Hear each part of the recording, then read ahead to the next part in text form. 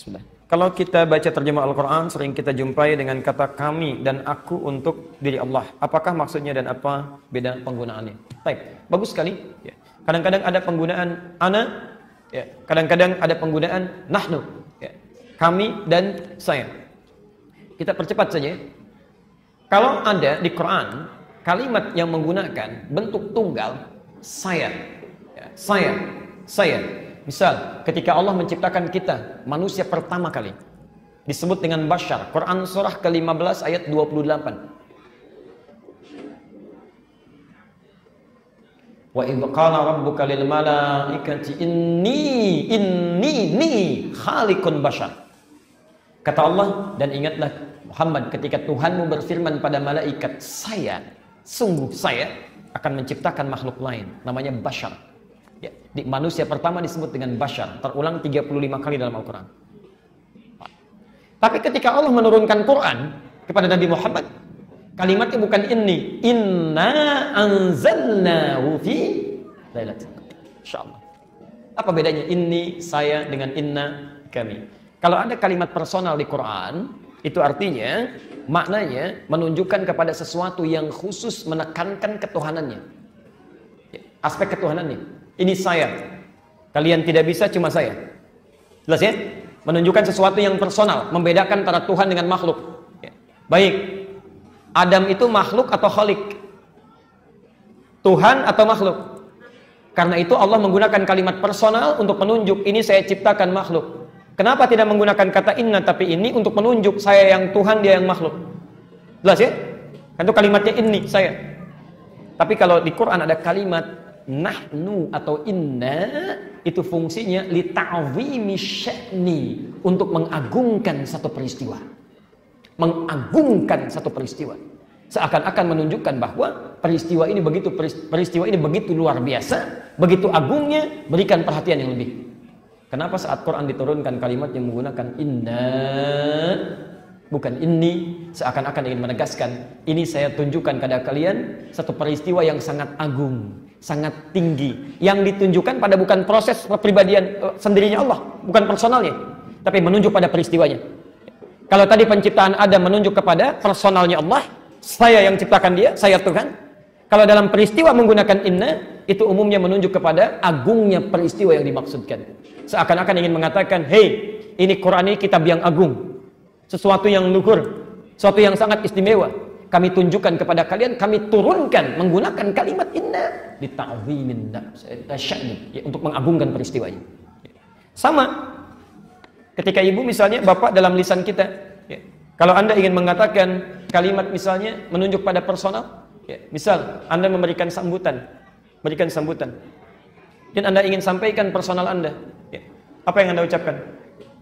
Saya, ya, saya mewakili masyarakat di sekitaran Kelapa Gading ini menyampaikan terima kasih, saya. Tapi kalau anda ingin mengangkat rakyatnya, masyarakat, mengagungkannya, maka anda rubah kalimatnya. Kami mengucapkan terima kasih kepada Bapak Ibu sekalian. Sayanya dibuang. Jelasin? Masih ada struknya di belakang. Baik, sebentar.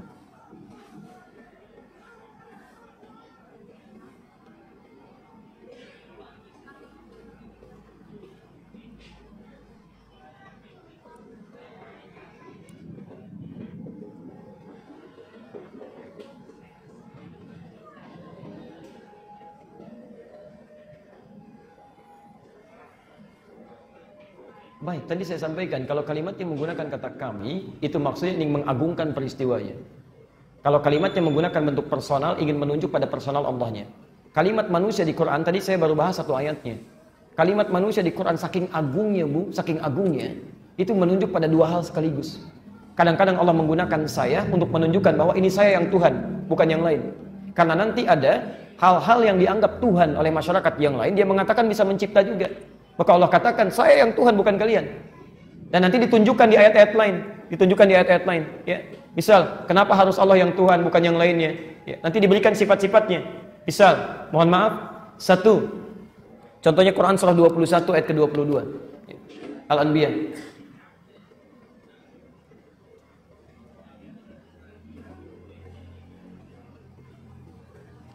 Lau kana fihi ma'alihatun illallahu lafasadata. Ya. Kalaulah di semesta ini ada Tuhan-Tuhan lain lebih daripada satu selain Allah, tentu kacau ini. Kacau mengatur alam semesta ini. Ada ayatnya?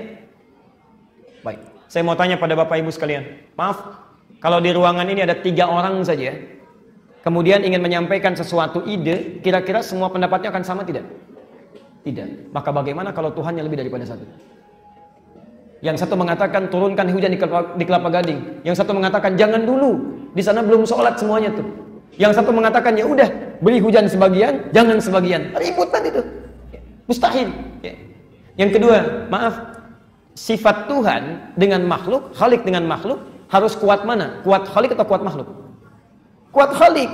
Mustahil ada Tuhan sama kekuatannya dengan makhluk. Mustahil. Apa faedahnya jadi Tuhan? Atau yang kedua, yang paling aneh, ada Tuhan lebih lemah dibandingkan dengan makhluk. Bahkan yang bikin Tuhannya makhluknya. Itu aneh gitu ya. Maka saat ada orang-orang lain mengatakan Tuhan kami bisa melahirkan dan dilahirkan, Tuhan kami banyak, kata Allah saya ahad, saya satu-satunya.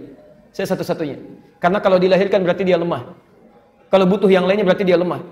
Tuhan harus lebih kuat dibandingkan dengan makhluk. Karena itu ketika ada Tuhan dibuat oleh makhluk, maka Allah katakan, hei, yang seharusnya membuat makhluk itu Tuhan, saya.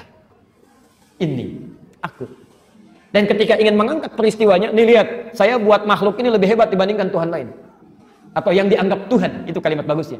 Saya membuat manusia ini lebih hebat, makhluk ini lebih hebat dibandingkan dengan yang dianggap Tuhan oleh makhluk-makhluk yang lainnya. Ya. Maka Allah perkenankan ketika menciptakan manusia, kalimatnya menggunakan 2 aspek sekaligus. Mengangkat kebesaran penciptaannya menggunakan kami, menunjuk kekhususan penciptanya menggunakan saya. Jelas sampai sini?